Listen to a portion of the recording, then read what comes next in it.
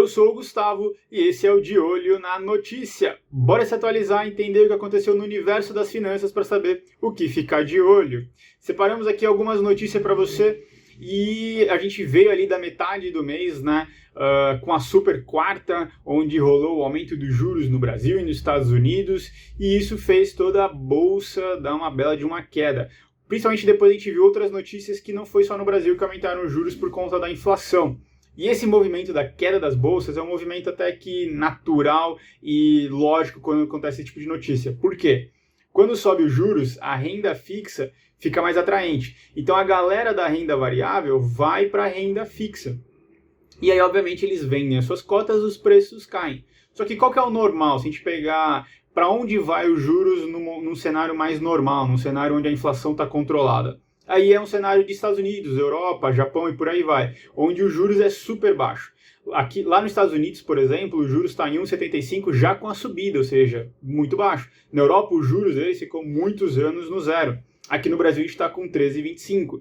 Então a tendência normal é depois diminuir. Onde a gente viu no começo, antes da pandemia, um tempo atrás, a gente viu os juros a 2%. Ali é um cenário já melhor, com a inflação controlada, etc. e tal. Então é para esse caminho que os juros vão no futuro. Então se a renda fixa vai diminuir, a galera vai para a renda variável.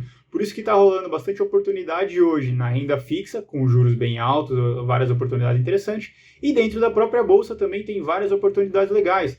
Por quê? A galera está na renda fixa, então a bolsa está muito barata. Então se você fizer uma boa análise, entender melhor das empresas, para onde vão cada mercado, cada setor, saber escolher bem vai te deixar numa posição legal, porque está muito barato. E quando normalizar, a galera vai para a renda variável e aí sobe o preço e você lucra também. Tá bom? Seguindo aqui, eu falei dos juros, né, mas não foram todos os países que aderiram à subida dos juros, principalmente porque a subida dos juros acarreta outros problemas, que depois eu comento também, e o Japão foi um deles, só para vocês terem uma ideia. Eles preferiram não subir com os juros dele para não atrapalhar a economia que eles visualizam ali para eles. Falando na inflação, a Europa e a Rússia continuam com uma relação ainda muito ruim, porque a Europa é muito dependente do gás da Rússia, então eles querem, obviamente, diminuir o máximo possível. Inclusive agora, mais perto do final do mês aqui de junho, teve uma reunião dos G7, né, das 7 maiores economias do mundo, onde eles estavam vendo medidas para tanto conter a inflação, principalmente com a guerra também, e pensaram até em cortar o consumo do ouro da Rússia, enfim. Eles estão avaliando várias medidas para deixar a Rússia cada vez mais encurralada, para que ela não veja sentido, e a população também pressione, continuar com a guerra, tá?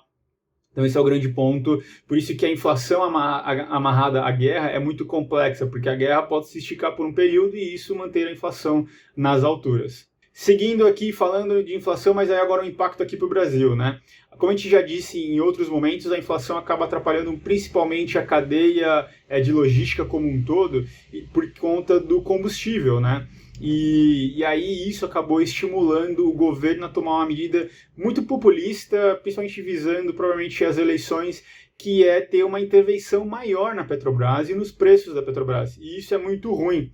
Tá? Então é a PEC dos combustíveis que inclusive agora, no final do mês, foi aprovado no Senado e vai para a Câmara dos Deputados para continuar a votação. E por que é muito ruim o Estado intervir no preço de qualquer empresa? Porque controlar o preço, né, primeiro que é contra o mercado, porque o mercado sim, vai subir, vai descer por conta dessa demanda. Então se tem muita gente procurando o petróleo, obviamente o preço vai subir. Então você tem que estimular a produção e não controlar o preço. Porque se você segura o preço lá embaixo, você desestimula a própria produção. A gente viu isso acontecer, por exemplo, na Argentina, então, onde eles interviram no preço de muita coisa. Então, tabelar preço, você desestimula a produção, porque quem está produzindo, obviamente, vai visar o lucro, né? Vai visar ter alguma vantagem em produzir aquilo. Se o mercado está vendendo a X e meu preço eu só posso chegar aqui, por que eu vou vender, né? Qual é o meu interesse em vender? Se até para produção também tem custo e isso pode ser muito ruim para mim. Então você desestimula a produção, falta produto, por exemplo, produto na prateleira, e aí você tem o mesmo efeito de preço alto. Então intervir no preço é uma intervenção no mercado e isso é horrível, tá? Seguindo aqui então, continuando ainda no assunto inflação, infelizmente. Preço das passagens aéreas aqui no Brasil subiram 123% e lideram o item da inflação. Então, vários produtos são medidos na inflação e, infelizmente, as passagens aéreas estão super caras, muito provavelmente amarrada até o preço do próprio combustível dos aviões. Então, acaba afetando, como eu falei, uma cadeia inteira, não só de transporte, né, de trazer o alimento para a cidade, etc. e tal, como também na relação ao turismo aí também dos aviões, não só turismo, né, relações profissionais, enfim, mas as passagens aéreas, então, mais caras aí, tá? Ponto importante aí com relação à subida dos juros e inflação, né, foi o que eu falei do Japão de ter segurado os juros.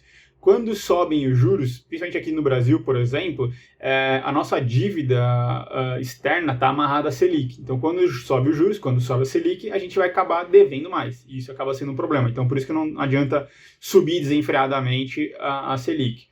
E um outro ponto, né, da subida dos juros é que você desestimula o consumo, porque você fica mais caro os empréstimos, financiamento, o cartão de crédito fica caro, então as pessoas consomem menos. E isso gera menos arrecadação, uma maior recessão. Então, como o mundo inteiro está subindo os juros, o medo de recessão global é muito grande. E aí, quando tem medo, o que acontece? As pessoas vão para os investimentos de renda fixa mais cautelosos, vão para as moedas mais fortes, por isso que também joga a bolsa lá para baixo, a gente vê o dólar subindo. Tá? Tanto que, se a gente pensar no fechamento de junho, quais são os números que a gente está vendo?